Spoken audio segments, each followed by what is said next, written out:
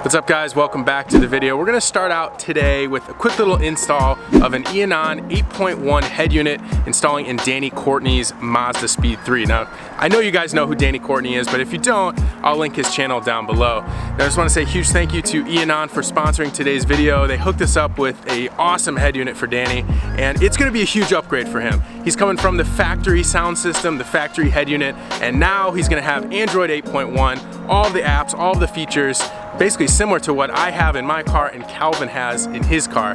So stick around guys, this install is gonna be nice and quick, but I think you guys will like it.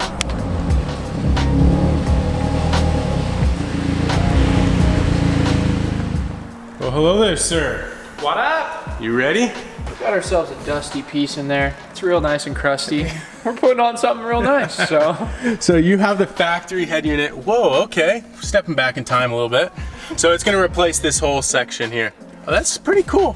So this should be a direct bolt-in piece, no additional trims or anything necessary.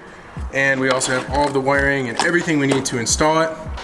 They even give you a little plastic popper tool too. You get to keep that. Oh, thank you so much. Did it break?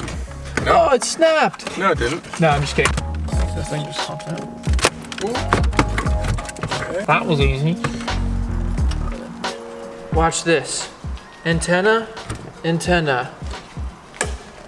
All right, so I just wanted to go over a couple of the key features of this head unit that we're installing today. So this is the 8-inch version, which is a double DIN system, and it utilizes the Android 8.1 software, which is pretty neat. It's pretty much like having a tablet in your car. You can do multitasking, it has Bluetooth, navigation, you can download any apps you want from the Google Play Store. It's a great way to modernize any entertainment system. So if you guys are interested in this head unit or others for your car, go ahead and check out the top link in this video description and let us know if you pick one up in the comment section below. We'd love to hear your feedback.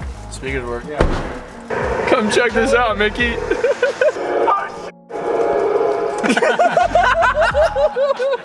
Just when you think it's over.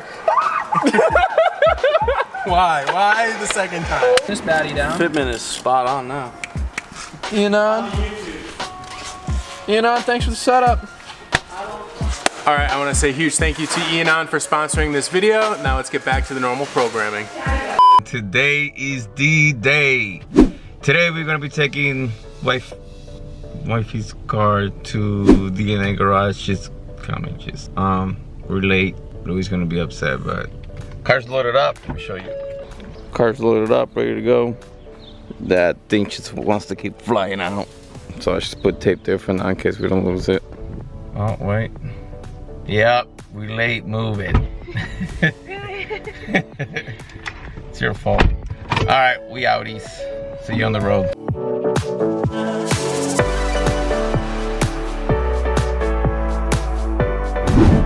Stop recording. Yes, it is. It is. You don't even know how to use the camera. Tell us what we're doing right now, babe. Tell your people. All right, we are arriving at DNA garage right now, and I believe DK, it's already. We shall introduce DK in a second. You know what DK stands for? Donkey Kong. DK, it's already in here. Last time I talked to him, he was eating at the restaurant, which I'm starving, by the way. All right, DK, let me introduce you to the channel. So this is my boy DK. DK and I go back at what, 3 or 4 years when I bought my FD. DK is not for Drift King, DK is for Daniel Cool, but even though it's not for Drift King, my boy does drift. So he does got a full drift FD and he gets down. You drift from the Drift League, right? Drift League, yeah. Yeah, he's gonna be my tuner today. He's the same guy that tuned my FD. And we're gonna go over the tune right now and what we want for when it comes to limitations and what we're looking for the car. So this is not a race car. We are not building something that's gonna be doing 9 seconds, quarter mile or anything like that. This is something that we want. No. Me and the wife, we discussed it and we just want something that she can daily very reliable, I guess you can say. Something that's very, very smooth on the freeway. So let's try not to blow it. That's the whole game plan here. So we'll probably keep the rate limiter at 7,500 RPM, and we'll see what we go from there. Yeah, no full send, TK. Bright, huh? You weren't expecting that, huh?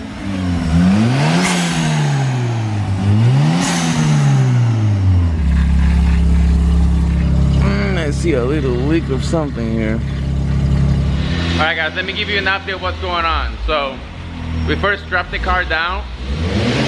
Sorry, I was eating right now. And the car was way too low, and it was already rubbing on the quarter panels before it can even actually spin. So we had to push the car forward. We had to raise the rear suspension. And right now we have good clearance. That's completely strapped down. So we should be good on that part. Also, wow, she sounds good. Also, the front right brakes were leaking from one of the brake lines, the one closest to the caliper. We did the hardline brake lines, the ABS delete key, but we didn't touch the caliper area. Bad on me. But now I know for me to go back and check all the freaking brake lines, every bolt, every nut in this car again, because I obviously missed that one. Right now it's just doing a bass tune on the car, and then pretty soon we'll be starting on the actual dyno. Also, our power steering rack is bad on the driver's side, is leaking, which that means that we'll have to take the whole rack and pinion out, send it out to get fixed, and then pull back in, which I don't have time for. If we do that, we won't make Rotocon. So if the engine survives this dyno, when we go to Rotocon, I'm just gonna take the power steering belt off and then drain the fluids and just keep it like that, because I don't really want to miss Rotocon because of power steering.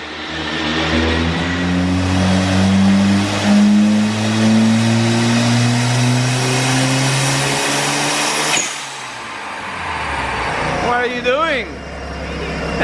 We are trying to sneak in food as we're dynoing.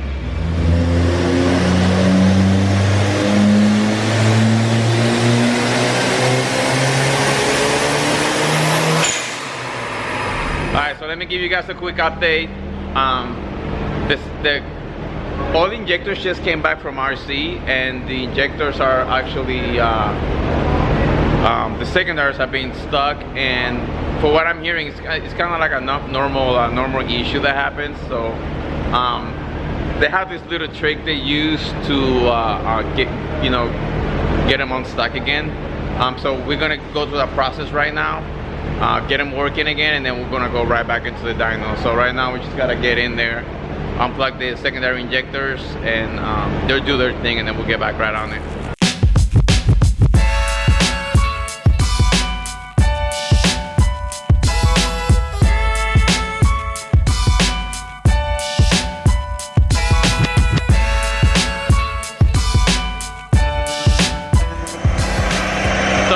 The cars, we had a few issues. It was over boosting, so now we rerouted some vacuum so it can do 12 pounds only. It was boosting 17 pounds or a little over, which is way too much for the stock twin, in my opinion. So we lowered it down to 12 pounds.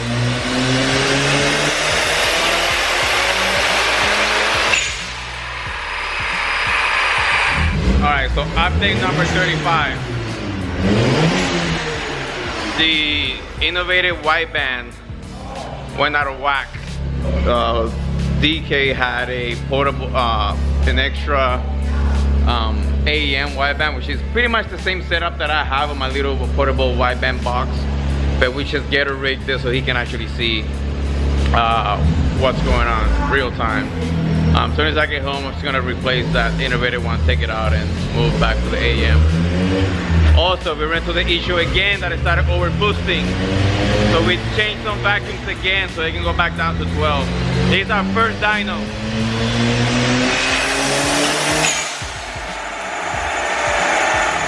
So it sounds to me like it's overboosting again. We'll see.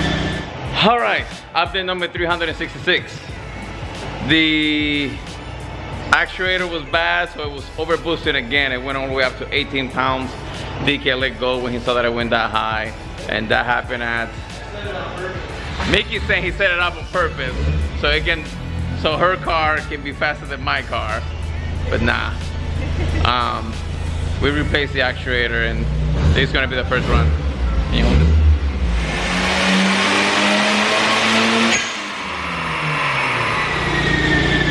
7 pounds.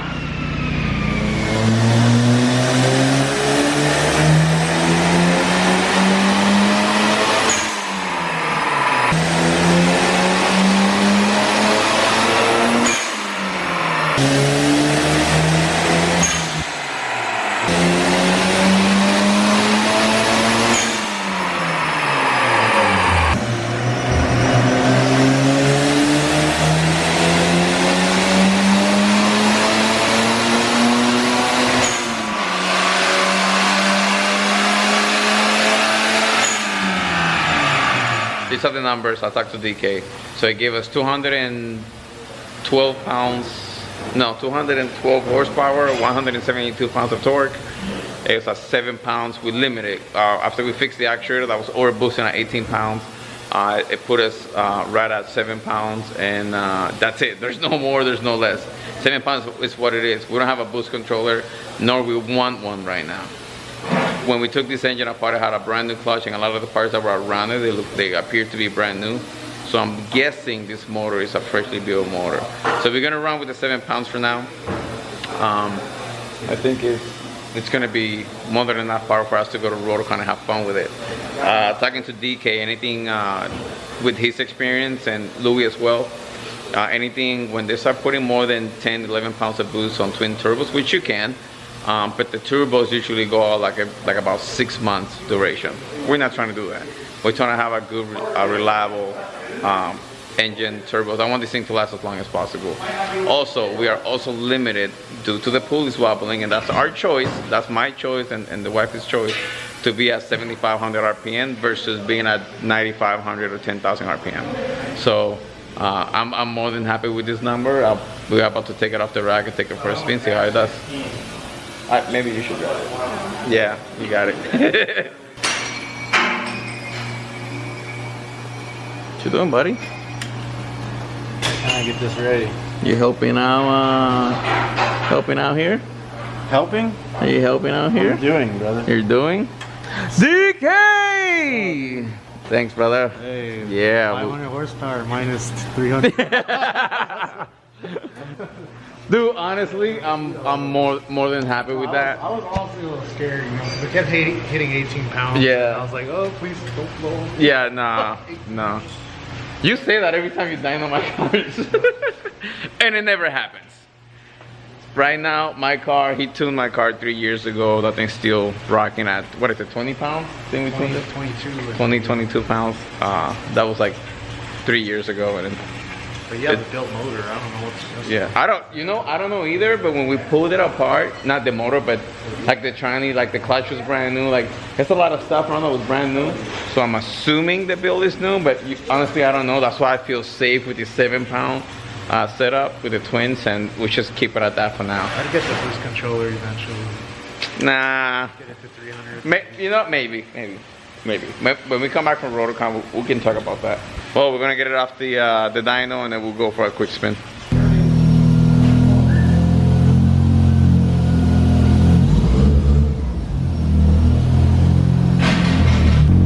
Definitely a big difference with no power steering. All right, so our boy DK is leaving. It's sunny out here. Our boy DK is leaving. Thanks again, brother. Appreciate it. We just took it on the streets, and we did he already did the drivability tune in the dyno, and he also did the highway tune on the dyno, and he got it spot on, man. This thing feels like a bone stock car. It's beautiful. So thank you, brother. Appreciate it. See you later, man. Later, big Thanks dog. for having me. Yeah, thanks. Wifey's driving it for the first time. Make sure your harness is strapped. You know, Man, you got your helmet. crazy. You got your helmet. Shut up. Look at this fool. Get out of here. These roads are horrible here. horrible.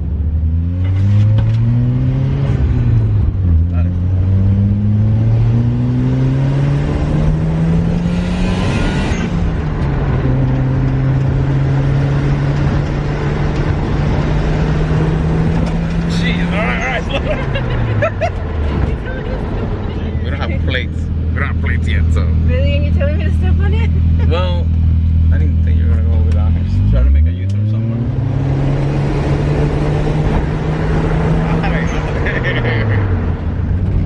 What do you think so far? I love it.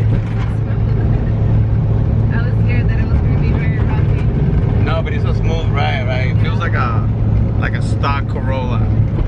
It's actually probably a little smoother than the Miata. Yeah. Oh no. Yeah, for sure. The Miata has more like a rougher feel. This one is a lot smoother. The suspension, on the other hand, the dampening is completely adjusted hard. We need to soften it up. It's extremely hard. That's what she said. All right, guys. So this is the end of the video. It's been a while. We came back home, dropped off the car, which they're here, and my car's over there. They're both in the garage right now. We drove the car, now that we're home, a bunch of times, and the car drives amazing. It's really smooth, very responsive, and it's probably the fastest 200 horsepower car I've ever driven, to be honest. I don't know if it's because of the weight of the vehicle, but it drives extremely good and it's extremely smooth. You like it? I'm sure she likes it. Every time she drives it, she has a big smile on her face. So I know for a fact that she loves it. So yeah, now that this is done, and I want to say thank you to Mickey, DNA Garage, DK from Garage Life, and everybody involved with this build. You know, Downstar, Action Clutch, Vibrant Performance. Grandmaster's gonna be here soon to freaking detail this car, and I'm sure I'm missing people. But anyways, everybody involved with this build, it's just been truly amazing, and we really appreciate it. And this is just the end of this dyno video right today. Come this week, which is the next video, it's gonna be preparing for RotorCon, which everybody's probably thinking, what are you talking about? It's just dyno, it should be ready. Well, the motor and the drivability is ready for RotorCon, but not everything else. We got parts here, which is the battery tie down. We have the review mirror. We have, our buddy Matt donated the guards for the dash for the defroster. We need hood pins because when this car is, Garage Alpha for the titanium rod, when this is closed, because it doesn't have any bumpers on the hood, it has this little, which I'm not very comfortable with, and I don't like it. So I was gonna I will order some aero latch, but my buddy Chris brought me his that he ordered for his car, and then I'll replace it when I get mine in. The car still has no speakers, so we gotta put those in. The interior of the car is still right there, and I'm missing a lot of parts for the interior still that I don't have at all whatsoever. So we still have a lot to do before we go to RotorCon, which is what we're gonna be tackling down this week. And we should be ready to go. Oh, brakes. This thing has like almost no brakes in the back. So we're gonna be doing that today, well, not today, but this week. Thank you so much for watching. Thank you for standing by. And I'm sorry I crushed your dreams when it comes to the 5,000 horsepower. Trust me, we're extremely happy with it. And I know it's gonna be real. I should slap myself in the face with this. It's extremely reliable, and we can literally... It drives so smooth. Yeah, she can literally beat on that car all day long, and it's gonna last forever the way it is. And don't forget the pulley issue. I don't. We just don't want to push it too hard, so I'm happy with that horsepower where we at right now. So see you guys. Take care. Bye. See ya.